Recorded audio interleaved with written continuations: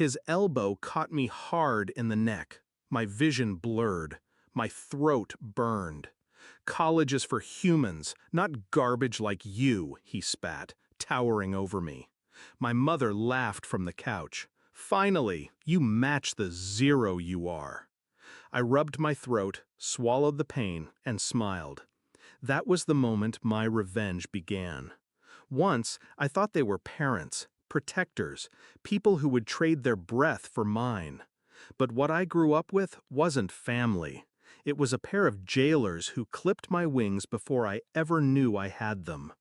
I was the mistake, the disappointment. My sister was the prized child, showered with gifts, defended even when she lied, praised even when she failed. Me? I was the punching bag.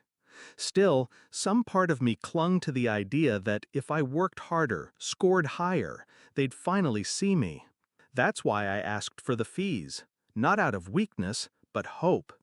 Hope, I learned that night, was a weapon they enjoyed breaking. The signs had been there for years. The hidden envelopes of money I found missing from my drawer. The birthday gifts that were always just for her. The way my mother's eyes narrowed when I brought home an A. And my father? The way his hand lingered on the bottle before it found me. But nothing branded the truth deeper than that elbow to my throat, that laughter, that sentence. Trash, zero, garbage. I didn't argue. I didn't beg. I smiled. Because the worst thing you can give abusers isn't tears. It's silence. And in that silence, I planned. First, I stopped sharing. I worked night shifts at the corner store, tutoring kids after school, pocketing every rupee I earned. They thought I was still useless, wasting time in my room. They never asked. They never cared. That made hiding easy. Second, I listened. To my father's drunken rambling about unpaid debts. To my mother's whispered panic over bills. I memorized dates, names, amounts. Every weakness they had, I logged like a surgeon preparing for the cut. Third, I positioned myself. I applied for scholarships in secret, forged my own path through online exams, filed paperwork without their signatures.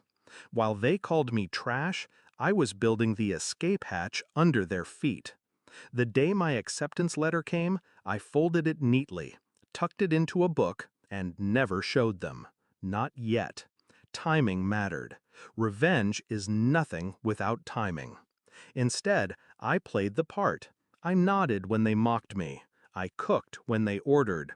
I endured, all while the clock ticked closer. Execution began small. I stopped paying their bills, the ones I had quietly covered for years to avoid his temper. Suddenly, the lights flickered, the phone line died, the landlord knocked. Then, I redirected. I contacted the creditors whose names I had memorized, feeding them precise information. Quiet nudges that led wolves straight to my father's door. And I slipped away, quietly. One bag, one night, gone before they could notice. The climax came 3 months later. I was sitting in my dorm, surrounded by books, when my phone lit up. 30 missed calls, then 50, then more. Finally, a message from my mother. "We need you. They're going to take the house." I let the phone buzz against the desk until it stilled. Hours later, another message, this time from my father. Short, desperate. "Please." The same man who smashed my neck, the same man who called me garbage, begging. I returned once, not to help, to witness. The house was hollow, furniture pawned off, paint peeling where water had leaked. My sister's room still intact, of course, protected until the very end. My father sat slumped, eyes sunken. My mother looked smaller than I'd ever seen her. When they saw me, something flickered.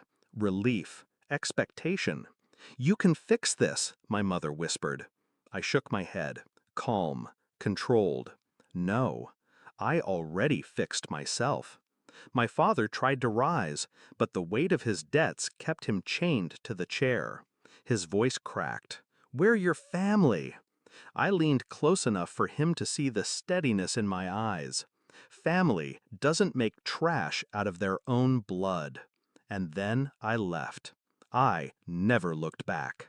Now I study in silence. I build a life they'll never touch. The scars on my neck remind me of where I came from, but also of what I refused to become. They thought they buried me under insults, violence, and neglect. What they didn't realize was that I was roots, not garbage, and roots push through concrete.